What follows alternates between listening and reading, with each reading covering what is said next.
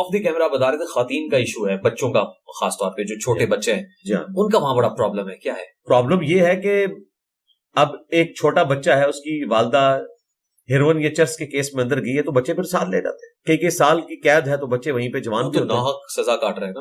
ہاں نہیں، وہ اگر باہر چھوڑے گی تو کس کے پاس چھوڑے؟ وہ تو نہیں کہتے کہ آپ اس کو اندر رکھیں، لیکن ان کو رکھنا پڑتا. ان کے لیے کئی عورتیں ایسی ہیں جو پریگننٹ تھیں اور پھر ان کو وہیں سے ہاسپٹل لے کے گئے ہیں، ان کے بچے وہاں پیدا ہوئے ہیں اور وہ بچے بڑی عمر کے ہو چکے ہیں.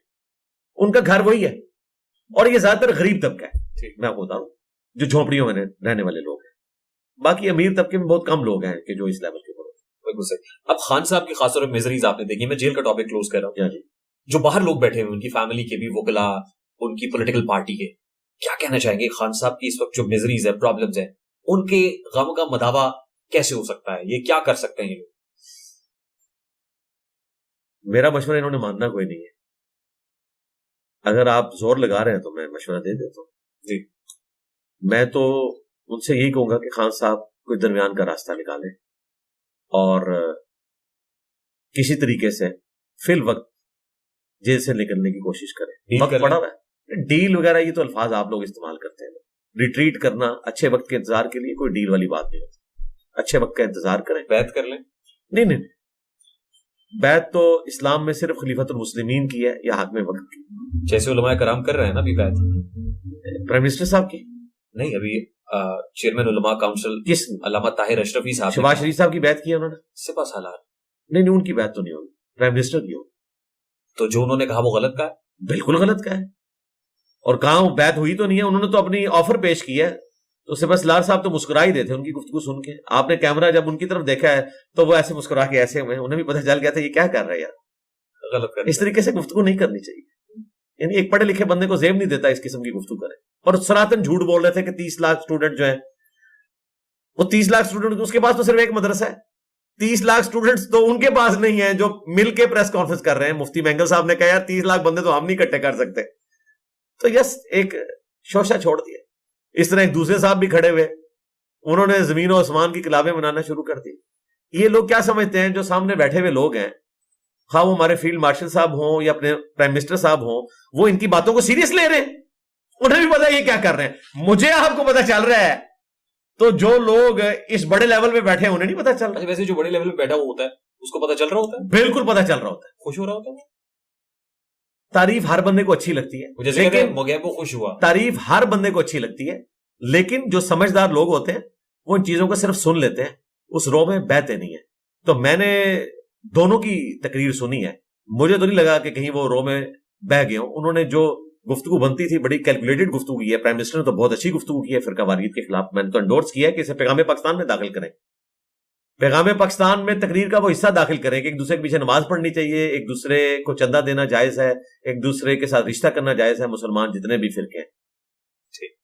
بیعت جو ہوتی ہے، آپ نے کہا وزیر اعظم پاکستان کی کر رہے تھے، تو آپ کہہ رہے ہیں وزیر اعظم کی جائز ہے؟ ہو سکتی ہے بالکل. اگر کوئی حکومت میں اس طرح کی چیز داخل کی جائے تو یہ طریقہ اسلام میں یہی ہے کہ آپ نے جو حاکم وقت ہے اس کی بیعت کرنی ہے. نہیں، لیکن کتاب و سنت کے دائرے کے اندر اسی کی ماڈرن فارم یہی ہے نا جو ہم کر رہے ہیں کہ ہم ایک بندے کو الیکٹ کرتے ہیں، پھر وہ اپنی جو ہے وہ کابینہ بناتا ہے، اس کے اندر فیصلے کیے جاتے ہیں. یہ اسی کی ماڈرن فارم ہے. وہ تو تھرو پارلیمنٹ نہیں ہوگی. پارلیمنٹ یہ ظاہر ہے اس کو کون سلیکٹ کرتا ہے؟ وہ ہم نے بیعت جو یہ ہم یہ ووٹ ڈالتے ہیں یہ ہم بیعت کر رہے ہیں. اچھا، علماء کا کیا کام ہے؟ اب دیکھیں نا، ایک تو عالم ہے، انہوں نے یہ کہا کہ 30 لاکھ لوگ بیعت کرنے کو تیار ہیں. دوسری چیز یہ تو مجھے بتائیں اس کے جواب میں پرائم منسٹر صاحب نے کہا کہ لے آؤ میں ایسے بیٹھے ہوں، کوئی نہیں کہا نا. تو یہی ان کی طرف سے جواب آ گیا نا کہ یار اس طرح نہیں ہوتا بھائی، ایسی باتیں چھوڑو، کیا کہانیاں کروا رہے ہو. ترامیم بھی ہوئی کچھ، خاص طور پہ 27th کانسٹیٹیوشن امینڈمنٹ ہوئی. کیا ہوئی اس میں؟ کیا آئی؟ اس میں استثناء، کیا استثناء دے دیا گیا. کسے؟ یعنی کہ اگر آپ نے صدر کو بھی استثناء ملا ہے، اسی طریقے سے جو ہماری عسکری سربراہان ہیں ان کو بھی کیا استثناء کیا ملا ہے کہ وہ ریٹائر ہو بھی جاتے ہیں تو ان کو کوئی مطلب کسی چارج نہیں کیا جا سکتا کسی بھی الزام کے اندر. قرآن و سنت میں تو صحیح بخاری اور مسلم دونوں میں حدیث ہے، نبی الاسلام نے فرمایا اگر میری بیٹی چوری کرے گی تو اس کے بھی ہاتھ میں کٹوا دوں گا. اسلام میں یہ ہے کہ چاہے خلیفۃ المسلمین ہو، چاہے عام آدمی ہو، چاہے پیغمبر کے اہل البیت میں سے کوئی ہو، یہ for the sake of argument ہے. ورنہ تو ظاہر ہے پیغمبر کے اہل بیت نے تو اس طرح کا کوئی کام نہیں کیا، لیکن نبی الاسلام نے یہ سمجھانے کے لیے بات کی کہ جب فاطمہ نامی ایک عورت کی چوری کا مقدمہ نبی اسلام کے سامنے پیش ہوا تو لوگوں نے سفارش کی کہ اونچے خاندان سے، تو آپ اسلام نے فرمایا کہ اگر میری بیٹی فاطمہ بھی چوری کرتی تو میں اس کے بھی ہاتھ کٹواؤں. تو اسلام کی روح سے یہ ہے. اب اس طرح کی جب کوئی چیزیں سامنے آتی ہیں تو اس کا ایک قانونی طریقہ ہے جو اس وقت ہوا ہے. آپ کو پتا ہے راولپنڈی بینچ جو ہے لاہور ہائی کورٹ کا تشکیل دے دیا گیا ہے، 3 ججز اس میں شامل اس پرٹیکولر ایشو میں. جی طاقت علی خان صاحب ہیں، ساتھ ان کے اور جج ہیں، کیونکہ پٹیشن تو آئی بھی ہے، وہ اس چیز کو سن رہے ہیں استثناء والے مسئلے کو کہ کیا یہ پاکستان کے آئین اور قرآن و سنت کے مطابق درست ہے یا غلط ہے. تو یہ بھی سب جوڈیسی ہے، جس طرح آپ نے میرا کیس کہا نا سب جوڈیسی ہے. تو کورٹ فیصلہ کریں گی. اگر ہائی کورٹ نے اس پہ کوئی ڈیسیژن نہ کیا یہ تو قانون بن گیا، یہ تو ترمیم کا حصہ بن گیا، کانسٹیٹیوشنل امینڈمنٹ ہو گئی امینڈمنٹ. سرکار تو آئینی عدالت بھی تو بنی ہوئی ہے نا، آئینی عدالت بھی تو آپ کو لگتا ہے آئینی عدالت اس کو اسٹرائک ڈاؤن کر سرکار؟ ہم تو جب تک کوئی چیز واقع نہیں ہو جاتی نا اس وقت تک تو ہم کو بات نہیں. مثلا میں آپ کو بتاؤں، پاکستان میں ایک پولیٹیکل جماعت نے پروپیگنڈا کیا کہ قاضی فائز عیسیٰ صاحب جو ہیں یہ آئینی عدالت کے چیف جسٹس بنیں گے. سلوٹ ہے اس بندے کو. کبھی آپ کو میڈیا میں نظر آیا ہے وہ دوسرا بندہ جو جا کے ہاسپٹل چیک کرتا تھا بابا ڈیم، ثاقب نثار صاحب، وہ ہر جگہ نظر آ رہا ہے آپ کو. فائز عیسیٰ صاحب کو آپ نے کہیں دیکھا ہے؟ تو سارا جھوٹا پروپیگنڈا تھا. جب تک کوئی چیز ہو نہ جائے آپ فائز عیسیٰ صاحب کے کچھ فیصلوں سے اختلاف کر سکتے ہیں، لیکن جو ان پہ یہ جھوٹے الزامات لگائے گئے تھے تو وہ کوئی ایک بھی چیز ثابت نہیں ہوئی ہے. انہوں نے تو کچھ نہیں کیا، سکون کی زندگی گزار رہے ہیں وہ. ٹھیک، علماء کرام کو نفاذ شریعت کے حوالے سے ان پرٹیکولر جو کردار ادا کرنا چاہیے تھا، آپ کو لگتا ہے وہ کردار ادا کیا جا رہا ہے؟ اس کے ساتھ ہی میں اس کو میرا کون سی نفاذ شریعت کی ہے جو علماء نے؟ علماء نے تو شریعت کے ساتھ جو کچھ کیا ہے اللہ معافی دے. مفتی شمائل ندوی کی ہم نے بات کی. اچھا ادھر چلے گئے وہ ہم تو ادھر ابھی پاکستان کے آئین میں تھے نا. میں پاکستان کی بات کر رہا ہوں. انہوں نے یہ اسٹیٹمنٹ دیا کہ پاکستان کو اسلامی میں ملک نہیں. اس مناظرے پہ ایک ورڈکٹ دوں گا. سلوٹ ہے جی انڈیا کی حکومت کو کہ جنہوں نے ایسی ہیلدی ڈیبیٹ کروائی ہے. پاکستان میں اگر یہ ڈیبیٹ ہوتی تو مفتی پہ بھی 295C لگنی تھی اور سامنے والے پہ بھی لگنی تھی، کیونکہ وہ جو گفتگو کر رہے تھے نا اور اینڈ پہ اس مفتی صاحب نے اس بندے کا ہاتھ چوما ہے. جو بندہ ڈینائل آف گاڈ کر رہا ہے، خدا کی توہین کر رہا ہے، اس کا ہاتھ چومنے والا اس پہ 295A لگتی ہے پاکستان کے قانون میں. سرکار مجھے لوگ کہہ رہے ہیں اس مناظرے کے اور کمنٹس کر رہے ہیں، تو آپ ویڈیو میں مجھ سے کمنٹس لے رہے ہیں. یہ انڈیا کا سیکولر نظام ہے جہاں پہ یہ مناظرہ ہو گیا. پاکستان میں ہوتا تو دونوں 295A میں ناقابل ضمانت اڈیالہ میں ہوتے. وہ تو بعد میں ہوتا. میں آپ کو ایک ویڈیو دکھانا چاہتا ہوں. پاکستان میں ایک مناظرے کے بعد کیا ہوا دکھاؤں میں آپ کی اجازت سے. جی جی اور جی جی جی یہ مجھے نہ دکھائیں گے، ہمارے اسٹوڈنٹس نے میمز بنا کے اپلوڈ کیے. بہت پرانا مناظرہ ہے. اور جناب یہ اتنی بےہودہ گفتگو ہے سسٹرز نے بھی دیکھنی ہے، بند کر دے. جی جی مجھے پتا ہے یہ پرانا مناظرہ ہے، کافی پرانا ہے. ان لوگوں کی داڑیاں بھی اب سفید ہو چکی. نہیں اب آپ 295C کی بات تو بعد میں دیکھیں نا. وہ مائک کے اوپر کیا گفتگو ہو رہی ہے؟ نہیں مائک کے اوپر وہی گفتگو ہو رہی ہے جو جید العلماء کا عقیدہ ہے. یہی کچھ ہی کرتے ہیں یہ مفتی شمائل ندوی. وہ کہتے ہیں پاکستان کو اسلامی ملک نہیں مانتے. میں جو بات کر رہا تھا وہ کہتے ہیں ہم پاکستان کو اسلامی ملک نہیں مانتے. دیکھیں نا یہ وہ گفتگو بھی سنا دیں. نہیں پاکستان مسلمان ملک ہے، اسلامی ملک نہیں. ظاہر ہے مسلمان ملک ہے. ان مفتی صاحب کے لیے یہ ہے کہ جی میں سن لیا، مجھے یہ بند کرتے آپ. میں چاہتا ہوں سرکار وہ آپ لگا لیجیے گا بیچ میں ان کی. ہاں ان مفتی صاحب کے لیے صرف میں ریکویسٹ کروں گا کہ آپ جس کو اسلامی حکومت مانتے ہیں نا، خلفائے راشدین کے بعد بنو امیہ کی حکومت کو، ہم تو اس کو بھی اسلامک نہیں مانتے قرآن و سنت کی روشنی میں. آپ پاکستان کی حکومت کی بات کر رہے ہیں، ہم تو اس حکومت کو بھی نہیں مانتے کہ وہ اسلامک تھی. صحیح مسلم میں حدیث ہے اسی حکومت کے بارے میں 4776 کہ حضرت عبداللہ بن عمر بن عاص کعبے کے سائے میں بیٹھے ہوتے ہیں. صحابی رسول ہیں، سب سے زیادہ حدیثیں انہوں نے ریٹن فارم میں جمع کی ہیں. ان کو ایک شخص آ کے کہتا ہے کہ آپ ہمیں کہہ رہے ہیں کہ ہم حکمران وقت کی بیعت کریں، اور آپ کے چچا کا لڑکا معاویہ ابن ابی سفیان ہمارا حاکم ہے، وہ تو ہمیں کہتا ہے ہم لوگوں کو ناحق قتل کریں اور حرام طریقے سے لوگوں کا مال ہڑپ کریں. کیسے؟ اور اللہ تعالیٰ قرآن میں فرماتا ہے سورہ النساء میں 29 نمبر آیت میں کہ ایک دوسرے کا مال ناحق نہ کھاؤ، ایک دوسرے کو قتل مت کرو. اب ہم قرآن کی بات مانیں یا آپ کے چچا کے لڑکے معاویہ ابن ابی سفیان جو کہ آج حاکم وقت ہیں ان کی بات مانیں؟ تو حضرت عمر بن عاص کے بیٹے عبداللہ بن عمر بن عاص جو خود بھی صحابی ہیں، انہوں نے سر جھکا لیا، پھر سر اٹھا کے کہا کہ معاویہ کی اطاعت کرو ان کاموں میں جس میں اللہ اور اس کے رسول کے مطابق تمہیں چلائے، اور ان کاموں میں اس کی نافرمانی کرو جس میں وہ اللہ اور اس کے رسول کی نافرمانی کرے.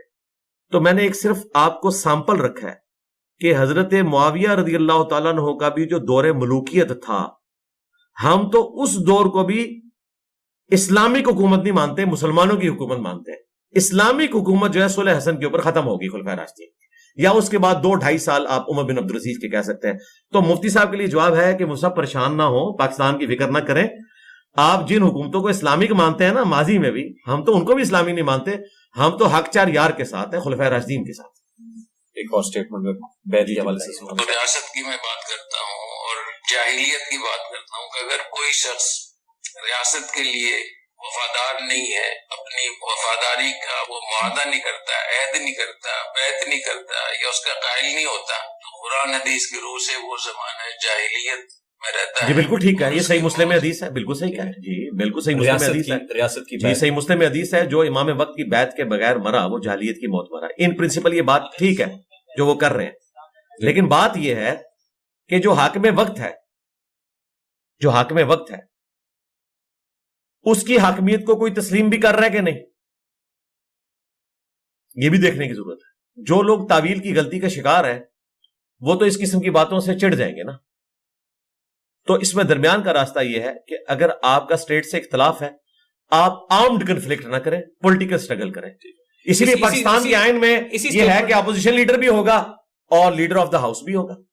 یہ بات بالکل ٹھیک ہے مفتی صاحب نے، لیکن اس کی بنیاد کے اوپر یہ اس کو ایکسٹراپولیٹ اس حوالے سے کریں کہ خلفائے راشدین جو اتنے اعلیٰ کردار کے لوگ تھے، ان کا کمپیریزن آج کل کے جو ہمارے ملک کے پرائم منسٹرز ہیں ان کے ساتھ کروایا جائے تو یہ غلط ہے. لیکن دوسری طرف میں یہ بھی بات کروں گا کہ رعایا بھی پھر اسی قسم کی ہے جس قسم کے ہمارے پرائم منسٹرز ہوتے ہیں. مفتی تقی عثمانی صاحب کیا کہہ رہے ہیں؟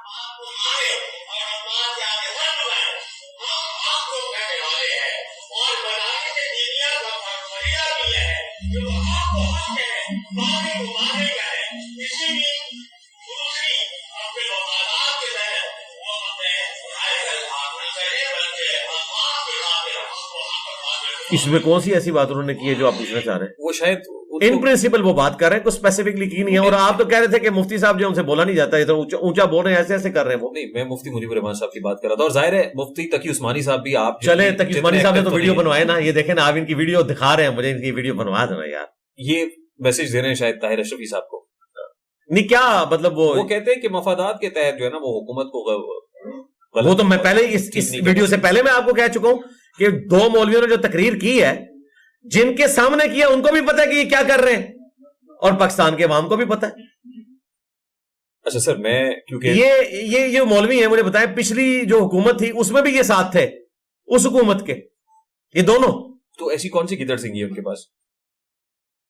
گدڑ سنگھی کیا ہے؟ ظاہر ہے حکومت میں رہنا چاہتے ہیں، اور کیا ہے وہ حکومتی پوسٹ کے اور اس کے لیے یہ اسٹیٹمنٹ دیے جاتے ہیں. ظاہر ہے، اور کیا ہے یار، ان لوگوں کا دین کے ساتھ کوئی تعلق نہیں ہے. اچھا آپ کی اجازت سے، کیونکہ دین دار لوگوں کی بدقسمتی ہے کہ ایسے لوگ جو ہے وہ دین کے مذہب کے اوپر بیٹھے ہوئے. ٹھیک، اب ہمارا آپ نے انہی مولانا صاحب کا وہ انٹرویو دیکھا ہے جو جیو کے ایک اینکر نے لیا تھا جس میں دھت تھے، یہ یوٹیوب کے اوپر کافی وائرل ہے. نام لیے بغیر میں کہہ رہا ہوں، نام لیے بغیر. نہیں، آپ جب انہی کہہ رہے ہیں تو پھر نہیں میں نے نام نہیں لیا.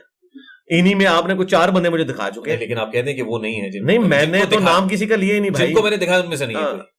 4 بندے جو ہیں جن کو دکھایا ان میں سے نہیں ہے کوئی، یہ کہہ دیں. ہاں جتنے آپ نے دکھائے ان میں سے نہیں ہے. جس کو نہیں دکھایا اس کا ذکر کیا وہی والا ہے.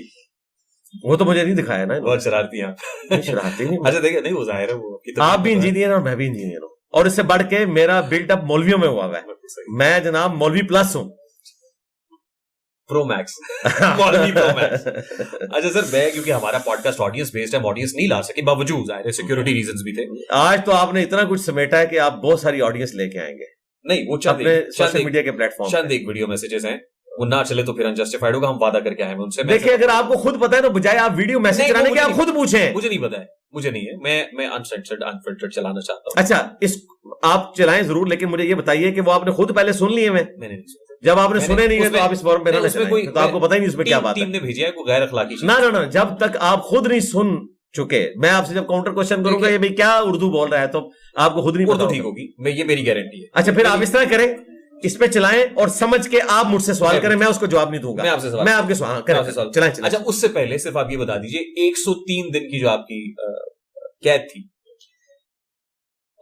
رانا ثناءاللہ صاحب 6 مہینے اندر رہے تھے. جی ہاں جی. تو ان کی اہلیہ نے آ کے کہا تھا کہ میں 6 مہینے کا حساب مانگوں گی. ان 6 مہینوں کا جواب کون دے گا؟ جو رانا صاحب کے ظاہر ہے آپ کی اکیڈمی بند رہی نا سر. آپ کا یہ جو دعوت و تبلیغ کا کام ہے وہ بند رہا. آپ کی فیملی نے سفر کیا, والد صاحب بیٹھے ہوئے انہوں نے سفر کیا, سب نے بچوں نے سفر کیا. تو 103 دن کا حساب مانگیں گے آپ کسی سے؟ نہیں, میں نے تو معاف کر دیا سب لوگ, اپنی ذات کیا رہا. دین کے حوالے سے جو نقصان کیا ہے وہ انشاءاللہ آخرت میں حوض کوثر پہ رسول اللہ صلی اللہ علیہ وسلم کے سامنے ان کو پیش ہوگا.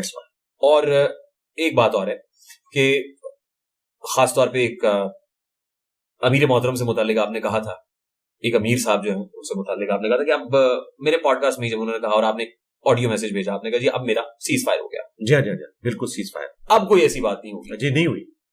پھر اور بھی کچھ لوگوں سے متعلق ظاہر ہے کہ وہ ہو گیا تو اب نہیں ہوگا. سوال میرا یہ ہے کہ جب آپ کسی پرنسپل پوزیشن پہ ہوتے ہیں, اصولی موقف تو نہیں بدلا کرتا سر. نہیں, موقف وہیں پہ ہے. ایسا تو نہیں ہوتا ہے کہ وہ میں نے ایک بات پہ کہا تھا کہ انہوں نے مجھے خود چیلنج کیا اور پیچھے ہٹ گئے.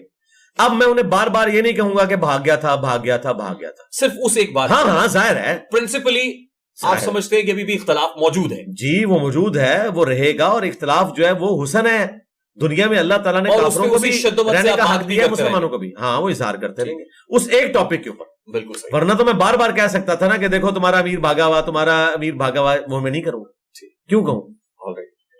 پہلا سوال اچھا سوال ہے انجینئر صاحب سے, یہ ہے کہ وہ بریلوی, دیوبندی, اہل حدیث تینوں فرقوں کی غلطیاں نکال رہے ہوتے ہیں, اور دوسری طرف وہ یہ کہتے ہیں کہ میں نے کوئی فرقہ لانچ نہیں کیا.